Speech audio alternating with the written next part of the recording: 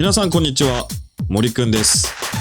今回はギタドラのギターフリークスにおける超高難易度譜面に関する動画になります。ギタドラを始めたばかりの方、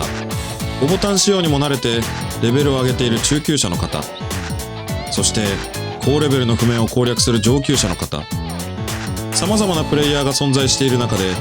レベル 9.91 以上の超高難易度譜面に本格的に挑戦した経験がある方はまだ少数派ではないでしょうか。この動画ではそのレベル 9.91 からの超高難易度譜面について、譜面の特徴や攻略ポイント、そして上級者目線ではどのように見えるのかなどを解説していきます。ちなみに 9.91 以上の譜面は現在21譜面存在するため、動画は2パート構成にしました。今回はパート1としてレベル 9.91 から 9.95 までの全11譜面をご紹介します。解説はあくまで個人的な見解ですので、こんな見方もあるんだなくらいの感覚で楽しんでいただければ幸いです。それでは早速始めていきましょう。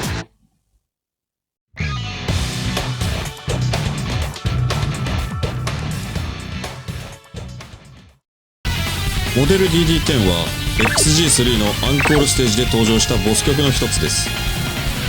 モデル DD シリーズの10作目となる楽曲で多くのプレイヤーを驚かせただけでなく、当時は私を含めた多くのプレイヤーがこの譜面の攻略に苦戦しました。この譜面の特徴は BPM225 の16分相当の高速譜面です。そこまで速いものではありませんが、問題はその長さにあります。中間地点にあるソロフレーズから高速譜面となりますが、2つ目のソロフレーズが最も長く、フレーズ丸々1つが高速譜面となっています。個人的にもこのフレーズが最も難しいと思っている部分で、3連高速譜面を多く含んでおり、ピッキングし続けながら手元移動を多く要求されるため、ネックの切り替えがうまくできなかったり、ネック操作に気を取られてしまいピッキングの体力が切れてしまったりするなど、プレイヤーへ重圧をかけてきます。現在の上級者にはピッキングについて体力に自信のある方がとても多く、 BPM225 相当の速度は容易に処理できるレベルとなっています。仮に体力がなかった場合でも DUP を活用できる譜面のため、体力の消耗を抑えつつ安定したプレイが可能となっています。しかし終盤のスペシャルフレーズにはア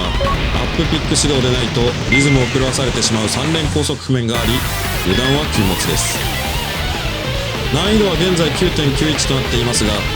この譜面には全体を通して圧倒的な発狂ポイントが存在せず、突筆すべき点が BPM225 相当の高速譜面で、最も厳しい難所は3連高速を含めた長い部分での振り回しです。それは DUP で対処可能なものであり、体力だけでもどうにかなる速度であるため 9.90 が適正と見ています。それでもこの譜面の攻略には体力と高い技術が必要であり、今も変わらず多くのプレイヤーがモデル DD10 を超えることで大きな達成感を得られることでしょう。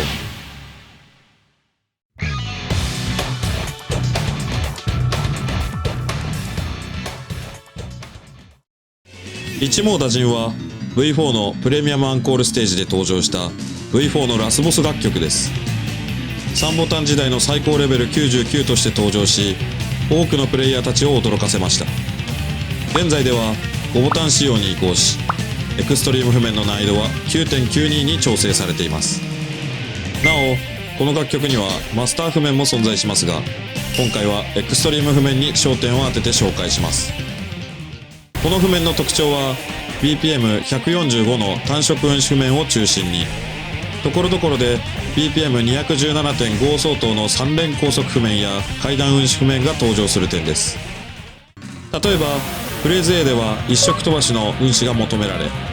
フレーズ B では運指中に BPM217.5 相当の3連高速譜面が挟まれるなど、非常にテクニカルな構成となっています。特に難所として挙げられるのはフレーズ D や最後のスペシャルフレーズです。 BPM217.5 相当の階段運指譜面が存在し、最後のスペシャルフレーズでは12連の階段運指となってプレイヤーへ牙を向きます。この部分で失敗し達成率を伸ばせないプレイヤーも多く見られます。私自身の攻略法としては、右レーンで単色4個の階段運指からオープンノーツ2個を4-2の6連で1セットと捉え、次に左レーンでも同様に処理する形をとっています。この思考であれば比較的安定して対処可能ですが、本譜面中では間違いなく最難関の部分です。難易度は現在 9.92 に設定されていますが、譜面全体を俯瞰すると 9.90 程度にも感じますが、 BPM217.5 相当の階段運指で瞬間的なパワーがあることから、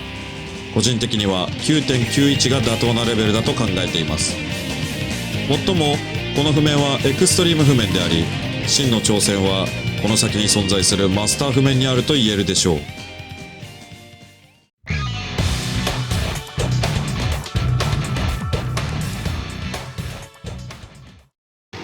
ザ・ラストモーメントはファズアップよりイベント解禁楽曲として登場しました。初登場時の難易度は 8.95 と設定されていましたが、実際にプレイしてみるとその内容はまさに超高難易度。現在ギャラクシーウェブでは難易度が 9.92 に引き上げられ、その恐ろしさが公式にも認められています。この譜面の最大の特徴は、イントロフレーズとアウトロフレーズにある BPM277.5 の16分相当の超高速譜面です。イントロフレーズでは約10秒間193ノーツもの高速譜面を処理する必要があり、アウトロフレーズでも約5秒間で97ノーツ処理しなければなりません。この圧倒的な密度とスピードはまさに体力の極限を試されるものとなっています。さらに中間のフレーズ C では BPM185 相当の16分運指が存在し、左レーンで4色階段、右レーンで1色飛ばしの階段といった複雑な運指が要求され、決して遅くはないスピードの中での運指技術の正確さを求められます。BPM277.5 相当のピッキングは DUP を活用して処理することも可能ですが、この速度は DUP でも屈指のものとなっており、仮に超高速部分を乗り越えたとしても、フレーズ C での階段運指が壁として立ちはだかります。運指譜面をランダムオプションで崩すことを考えるプレイヤーもいるかもしれませんが、この譜面ではそれすら一筋縄ではいきません。超高速部分に小節線をまたぐノーツが含まれているため、ランダムオプションの使用上、ノーツが1ノーツだけばらけてしまうことがあり、その一瞬で全てを持っていかれることもあるそうです。このためプレイヤーにはさらなる適応力が求められます。瞬間的な体力と技術を問うパワー譜面としての存在感は非常に強く、難易度 9.92 という評価は妥当であると考えます。ザ・ラストモーメントはその名の通り、最後の一瞬まで油断できない譜面となっています。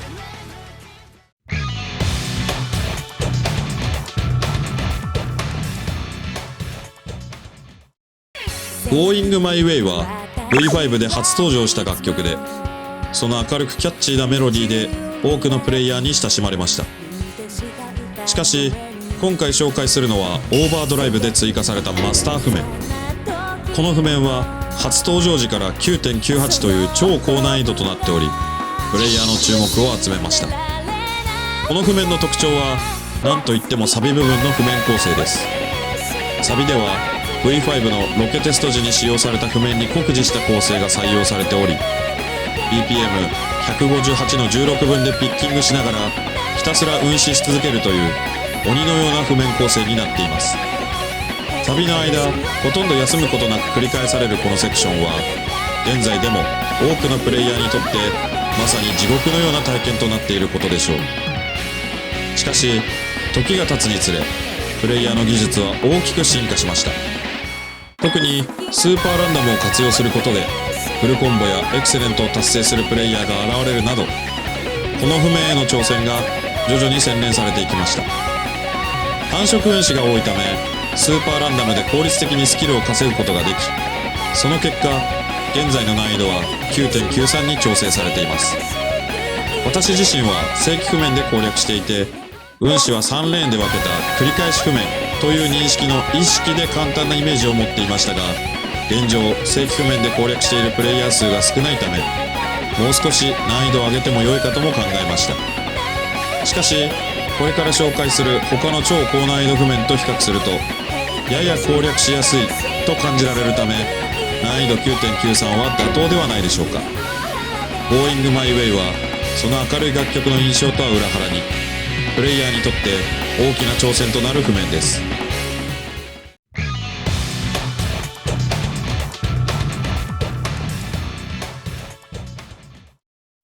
モデル DD アルティメッツは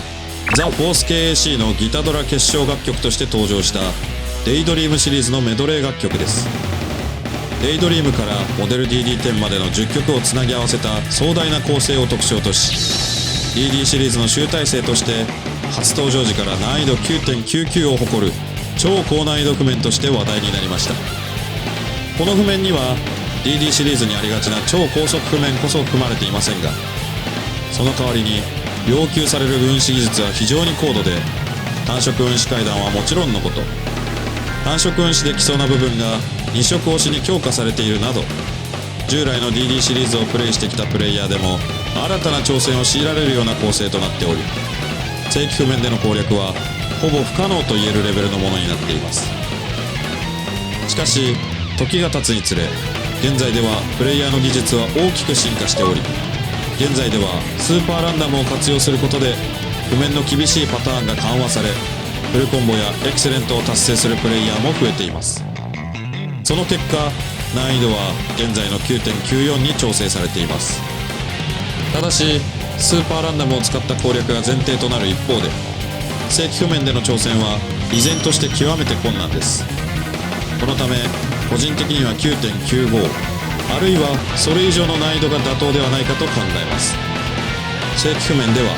各フレーズに切りどころが満載で、全てのフレーズが攻略の壁として立ちはだかります。デイドリームシリーズを総括するにふさわしい譜面と言える一方で、 9.94 という現在の難易度設定は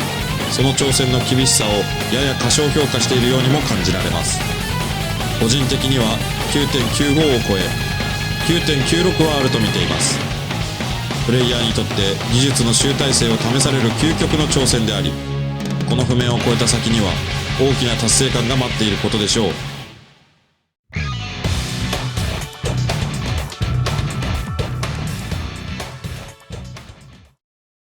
モデル DD4 はナイスミックス&エイスミックスのアンコールステージ楽曲として登場したボス曲です。その独特な裏拍リズムや終盤の高速譜面が話題を呼び、3ボタン時代のボス曲として多くのプレイヤーを苦しめました。5ボタン仕様となった XG シリーズでは XG2 より再登場し、 XG3 でマスター譜面が追加されました。このマスター譜面は現在では難易度 9.95 となっており、登場当初の凶悪さをさらに研ぎ澄ましたものとなっています。この譜面の最大の特徴は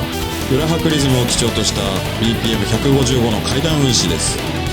5レーンをまんべんなく移動するため非常に高い運指技術が求められるほか、 RY の同時押しや2色運指も随所に配置されており、終盤では BPM232.5 相当の4連や3連の高速譜面が待ち構えるなど、全体を通して切りどころが多い構成となっています。特に RY の同時押しは最大の壁であり、 DD4 といえばこの同時押しというほどの概念を植え込んだものであり、ここを攻略できずに挫折するプレイヤーも多いです。単色が多いため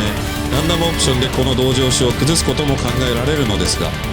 終盤に待ち構える高速譜面では小節線をまたぐものがあり、使用上1ノーツばらけてしまうといったリスクが出てきます。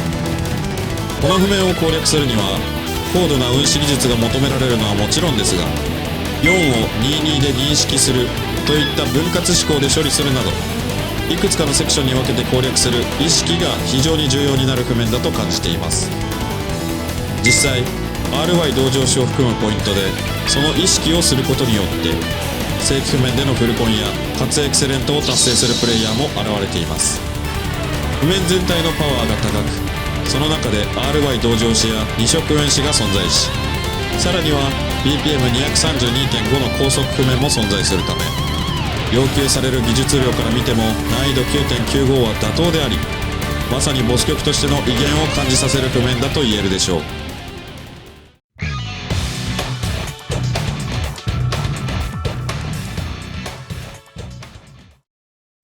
モデル FT2 ミラクルバージョンは V3 のプレミアムアンコールステージとして登場したボス楽曲です。モデル FT2 の難易度をさらに引き上げた形で登場し、3ボタン時代ではエクストリーム譜面のみプレイ可能でした。5ボタン仕様になり XG3 より再登場し、ベーシックからマスターまで幅広い譜面が遊べるようになりました。通称ミラクルと呼ばれるこの楽曲はツインギターが特徴であり、ベースパートでもう一つのギターパートを楽しむことができます。そのベースパートの譜面は楽曲の明るい曲調とは裏腹に極めて凶悪な難易度を誇り、現在でも難易度 9.95 に設定されています。その最大の特徴は中間のソロフレーズに入ると単色2色運指階段運指をメインとした複雑な構成が続く点です。特にリセット処理が必要な箇所が随所に配置されており、これを BPM155 の16分で正確に処理するには高度な技術と集中力が求められます。最も攻略が困難とされるのはソロフレーズからスペシャルフレーズにかけての2フレーズであり、単色2色を複合した運指が延々と続くため、これらのセクションは全てのピースを正確に組み立てるような繊細さが必要で、厚みのある強大な壁として立ちはだかります。正規譜面での攻略において意識による譜面認識力の向上を図るのが無難ですが、運指譜面の瞬間パワーが大きく容易ではありません。ランダムオプションを活用したとしても2色を含めた複合運指が崩れてワイドになってしまうため、安定した攻略法とは言い難いのが実情です。楽曲の明るい印象とは対照的に、どんなプレイオプションでもプレイヤーに極限の技術と集中力を要求する究極の挑戦。その凶悪さと完成度の高さは 9.95 という難易度評価にふさわしく、ミラクルの名にふさわしい圧倒的な存在感を放つボス曲譜面と言えるでしょう。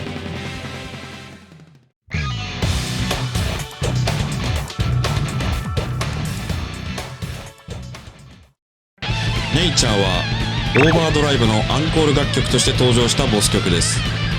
泉睦彦氏のベストアルバムからの収録であり、ギターフリークス用に新たにギターソロが追加され、挑戦者を容赦なく打ち砕く最強譜面としてその名を刻む一曲です。その譜面は BPM230 表記ながら BPM172.5 相当の16分ピッキングを要するものとなっており、オープンノーツと単色運指階段が複雑に絡み合います。イントロフレーズから稲妻のような運指譜面でプレイヤーを出迎え、フレーズ A では一旦落ち着きを見せるものの、フレーズ B からは徐々に牙を向き、スペシャルフレーズでその凶悪なギターソロがピークに達します。特に難しいポイントは1つ目のスペシャルフレーズの終盤となり、8分の速で落ち込むものの中抜け運指が登場し、全レーンを駆使する高度な運指技術が要求されます。その後速度が戻る出口付近ではリズムが裏拍にシフトし、プレイヤーのリズム感を大きく揺さぶります。さらに続く4色階段や螺旋階段運指では集中力と持久力の限界が試されるでしょう。攻略法としては単色譜面が多いため、運指を緩和するためにスーパーランダムを活用されることがとても多いです。私自身正規譜面で攻略しましたが、高度な運指技術やスライド技術が必須であり、自分にとって処理しやすい角度で譜面を認識する意識が非常に重要な鍵となりました。とはいえ BPM172.5 の速度での運指は容易ではなく、この譜面が持つ凶悪さを痛感しました。マスター譜面は接続者が極めて少なく、要求される技術が最高レベルです。この点を踏まえ難易度 9.95 は妥当な評価と言えるでしょう。この譜面は自然の美しさと厳しさをそのまま譜面に落とし込んだものであり、挑戦者にとってギタドラの頂点に立つための試練となる一曲です。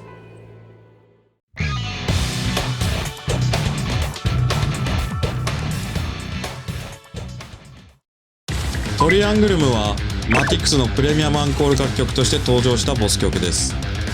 マティクスは実験的かつ個性的な譜面が多いバージョンとして知られていますが、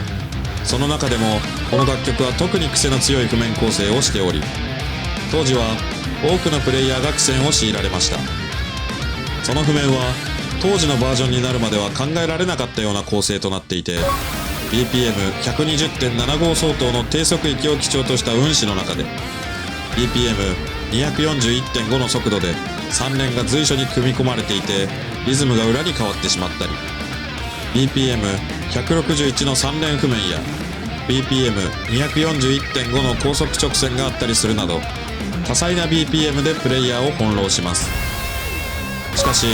この譜面の真の難所はスペシャルフレーズにあります。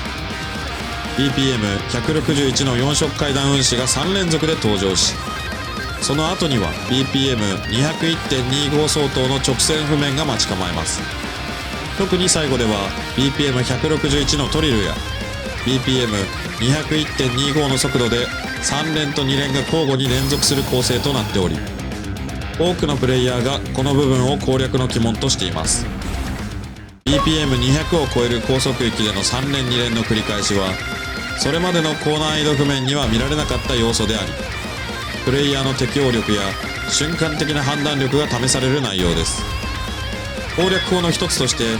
32を1セットと捉え、リセットを繰り返しながら処理する方法が挙げられます。また31や132のような動きを意識し、リズムを細かく分解して認識することも有効です。いずれの場合も自分に合ったリズム認識を見つけることが鍵となります。このようにトリアングルムは非常に個性的な譜面を持つ楽曲ですが、難易度 9.95 という設定はやや高すぎると感じます。譜面全体を通してみるとリズムの難解さは試行回数を重ねることで慣れることが可能ではあるものの、スペシャルフレーズには強烈なパワーがあり、難易度は 9.91 程度が最も適正であると考えます。トリアングルムはマティクスを象徴する技巧的かつ挑戦的な楽曲であり、その攻略にはプレイヤーの柔軟な適応力が求められる譜面と言えるでしょう。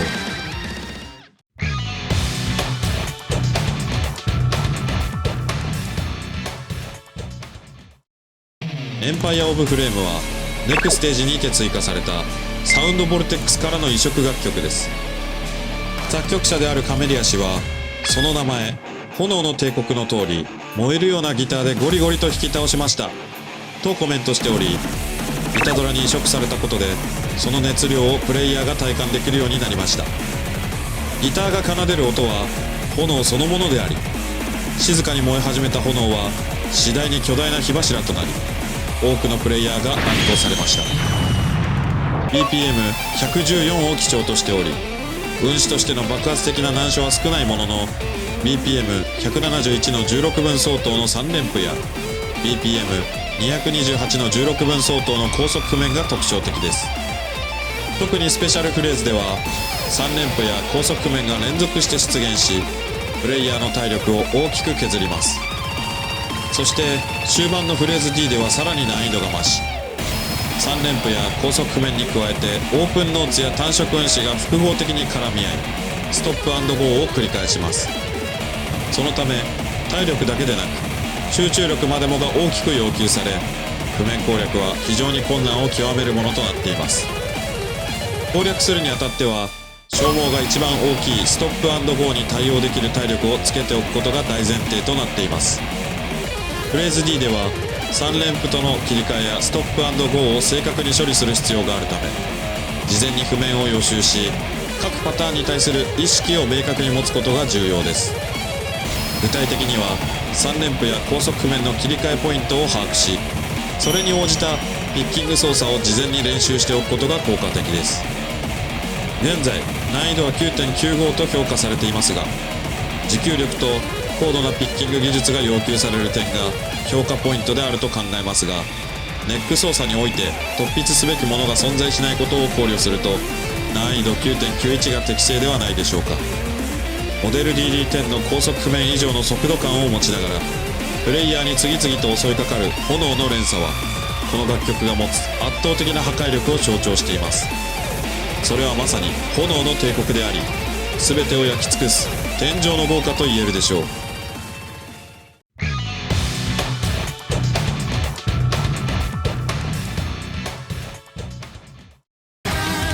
Under the Shades of the Divine Ray はハイボルテージのプレミアムアンコール楽曲として登場したボス曲です。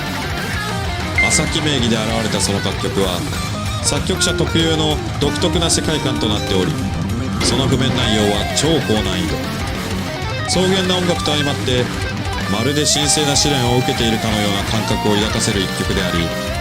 2025年1月現在でもその試練を成し得た人類は未だに存在しません。譜面全体を見ても階段運指や単色4連運指といった凶悪な要素が数多く組み込まれていますが、最大の特徴は瞬間的密度にあります。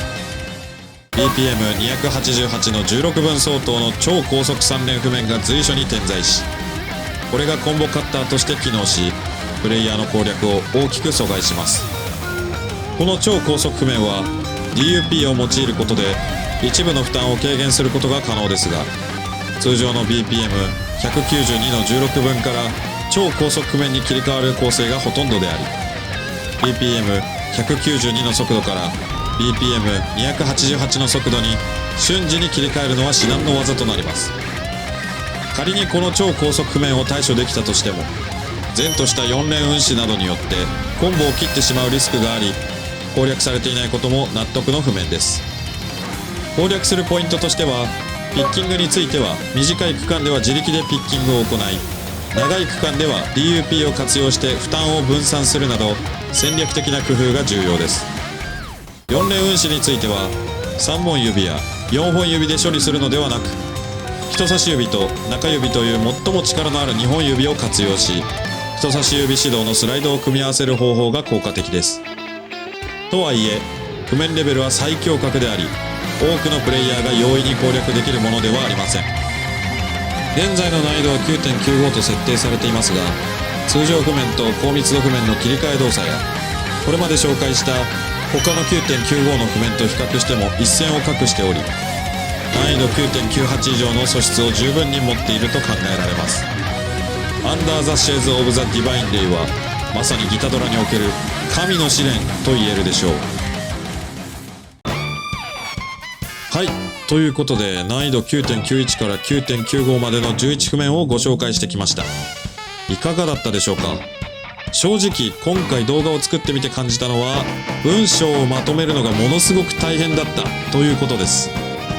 こういった動画を作るのって実は初めてなんですよね。最初は軽い気持ちで作ったら面白そうだなとか思っていたんですが、特にトリアングルムの BPM 計算でかなり苦戦しまして、とても大変でした。それでもこうして多くの方に私の見解を紹介することができる良い機会でしたし、とても良い経験になりました。今回は11譜面を紹介していきましたが、難易度 9.96 から 9.99 の譜面があと10曲残っています。それらは次回の動画で詳しく解説しますので、パート2の動画をお待ちください。またこんな動画が見たいというリクエストがあればコメントや X でぜひお寄せください。もしかしたらそのアイデアが次の動画になるかもしれません。よかったらチャンネル登録や高評価もよろしくお願いします。とても励みになります。それでは次回の動画や他の動画でまたお会いしましょう。ご視聴ありがとうございました。